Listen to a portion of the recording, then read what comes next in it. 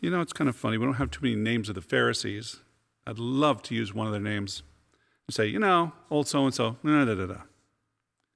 Anyway, the Pharisees, another objection, nitpicky. Nitpicky.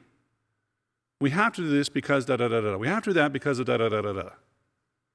It's like sometimes they're like Chicken Little with their heads cut off, running around like the sky is falling. Dude, get a clue, wake up, smell the coffee. This is the Son of God. He's allowed to change the rules. So don't live by your own rules. Don't impose your own rules on other people.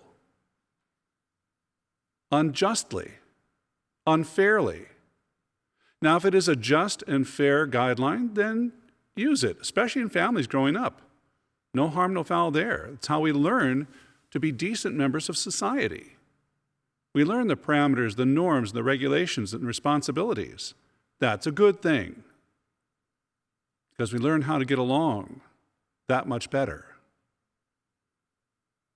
But don't become self-righteous and pick and choose what you like and what you don't like and say, well, this is what everybody should follow. This is what everybody has to do. Jesus is saying you have to see the bigger picture. You've taken all the little bits and pieces you like, you've proof texted, and you said, this is it. And anyone else is too far outside the box, oh well.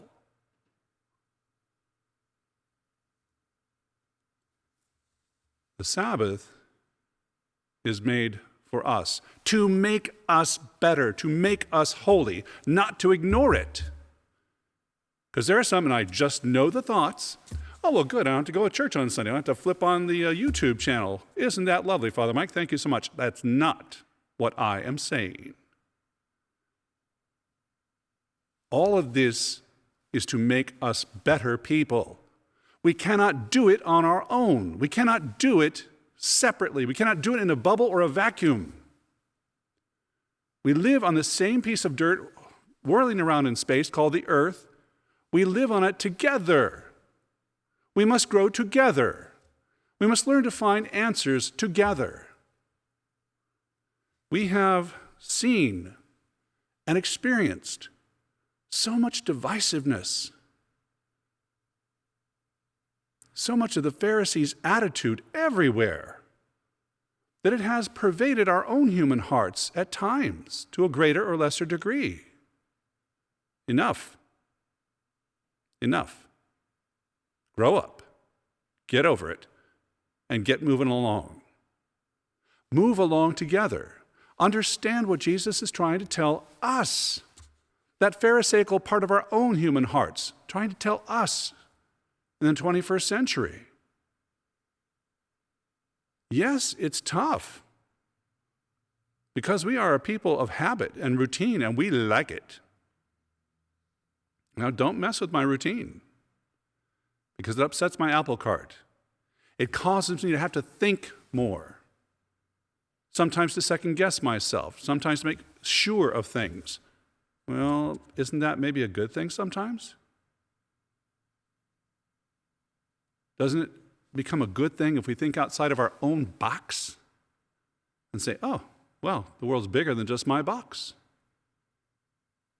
And I guess just because it doesn't fit in my box, I still have to acknowledge it, to deal with it, to learn to interact with it on a better plane, in a better way. Just because it doesn't fit in my box, maybe I've got the wrong things in my box. Maybe I have to kind of sort through and do a little spring cleaning and say, oh, no, that's not really good. That's what I grew up with, but maybe not the best thought. I can remember one time, I must have been 8 or 9, and my grandmother was visiting. And we all know how it is when grandma visits. My grandmother grew up in a time when there was a definite separation of people and color and faith, and et cetera, et cetera, et cetera. We were somewhere. Now, this is back in the days when you could say, all right, you kids stay here. I'm going to run into the store and I'll be right back. Okay. And there was no problem. I don't know how this is a long time ago.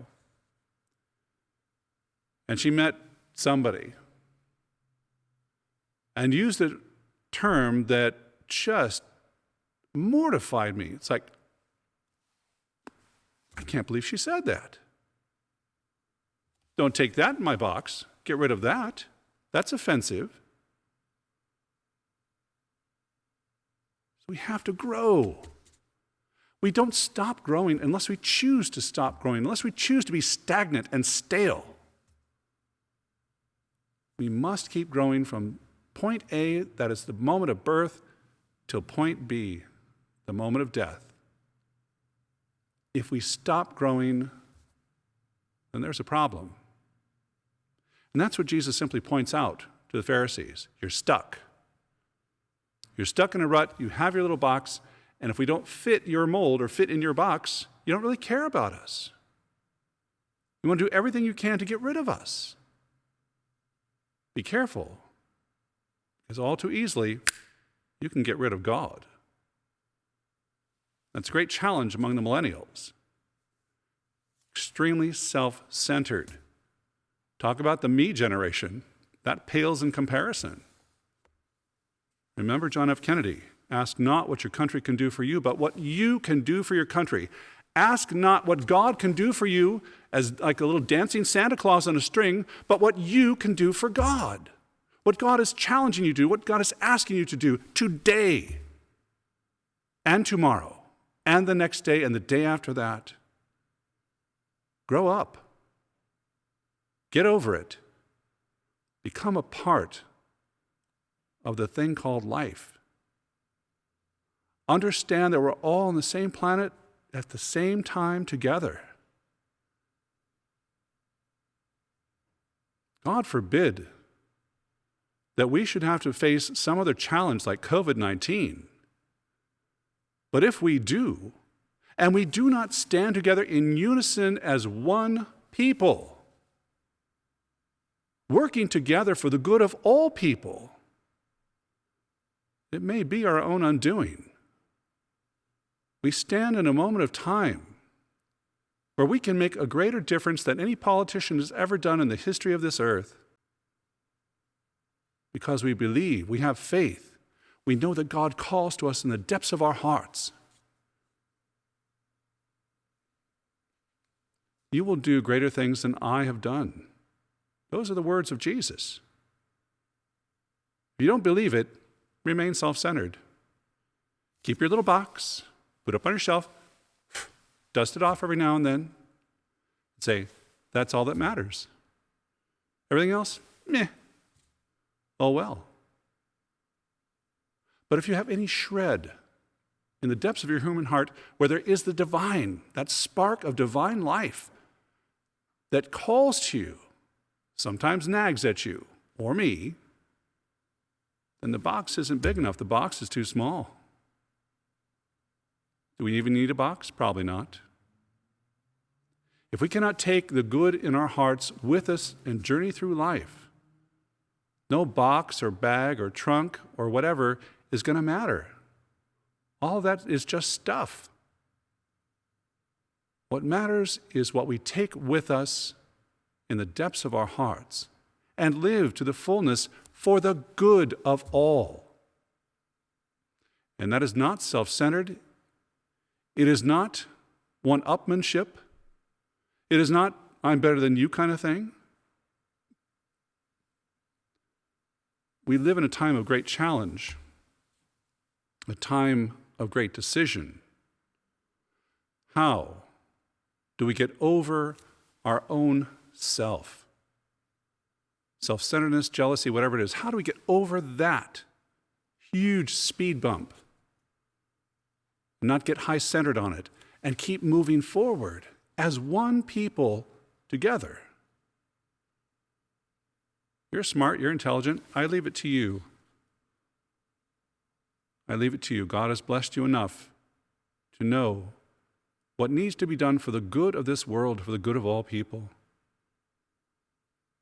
And I simply pray that you have that moment of clarity of mind, heart, spirit, and soul, to know what will truly bring healing and hope, peace, goodwill, all of the things that we prize, to be one people of God, one people together on this planet, and move forward into that which God provides. God's desire is not death and destruction, it is life to the fullness. He challenges the Pharisee in our hearts today and every day. Understand what is important. Move forward into the good that God hopes we will see and achieve.